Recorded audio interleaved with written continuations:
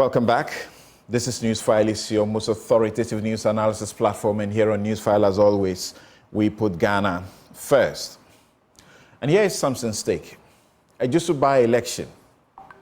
What society are we building? Simple question. It is a difficult subject, but it must be broached.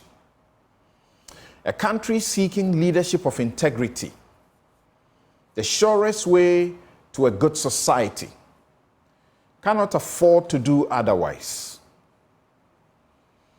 In the church, business, almost every sphere, Ghanaians love to celebrate leaders, even with questionable characters. We project and literally worship wealth, regardless the source. MPP delegates are this morning gathering to elect one of 9 aspirants seeking to replace Dr. John Kuma as MP for Ejisu. Years ago, what would have won the vote today would have been demonstrable character of integrity. Today, the delegates will elect the candidate who has the deepest pocket. They will compete in who will distribute the best television sets or some items of value. There will be one who will pay more money than his fellow contestants, and he or she will win the primary. The politicians will publicly justify the conduct, though clearly prohibited by law. Some will show how clever they are, insisting such is only an offense in public elections, and party primaries are not so designated by the law. Yes, they will behave as though there have been no consequences for such conduct, that they have no moral conscience. Of course, there is the army of those citizens they impoverish by their corrupt conduct, who will jump to their defense for what they will get or seek.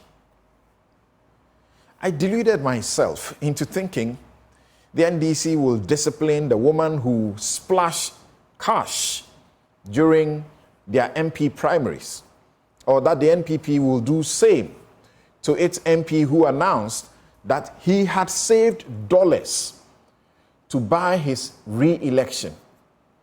He asked those seeking to contest the seat to abandon their plans because he was ready to pay each delegate more than 10,000 or even 20,000 cedis each. Well, both parties have had presidential primaries where money was handed out in the name of TNT.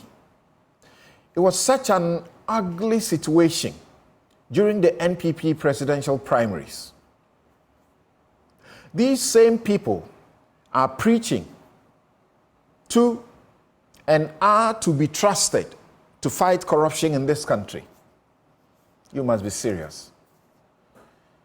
An American university rejected an application by the FDA's head of legal to pursue a master's program, even before the organization concluded its disciplinary process and dismissed her for misconduct in the return bribe expose by Manasseh Azuri-Awuni. The university said she was very qualified, but rejected her on account of the documentary in which she was caught on tape negotiating a bribe. In Ghana, it does not matter. that the Constitution bars people against whom a committee or commission of inquiry has made adverse findings from holding public office or becoming an MP.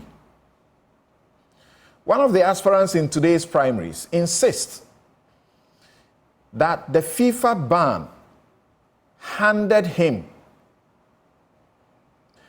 the ban that he appealed, made admissions, and got a reduction from a life ban to a number of years on the back of the number 12 documentary means nothing. The FIFA statutes apply globally. The FIFA body that looked into the Anas expose certainly did nothing close to what kangaroo courts do. Well, the governing party's vetting committee passed him with flying colors. After all, they have passed others who are under criminal investigations, and even those this country was nearly unanimous in condemning for beating the war drums, stirring up ethnic tensions. The party even rewarded that individual with headship of a sensitive parliamentary security committee. It does not matter that he publicly speaks about hiring thugs for elections. It may have made him its presidential candidate to, among others, fight corruption, despite his avowed belief that public funds are spoils of war for a victorious political party. The president appoints unrepentant loudmouth partisans, foot soldiers,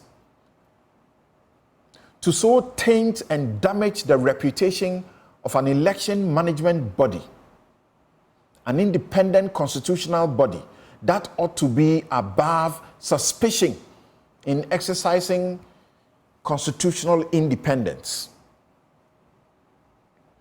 And that is suddenly fine. The Bible says we must avoid the appearances of evil. Fish rot from its head. We must decide what we want. You do not sow tares and expect to harvest wheat. The laws that punish vote buying in public elections with jail terms and bans the affected from voting in public elections and for public office for a period may need a bit of tweaking.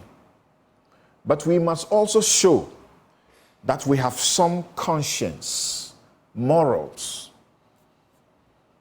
and that we must be ethical if we must lead.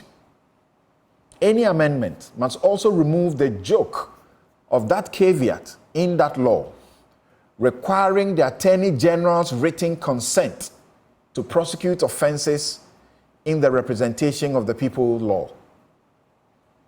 In the meantime, let's support the OSP as it prosecutes some of those offenses under its corruption mandate. And that is my take. I want a good society for Ghana. We'll be right back.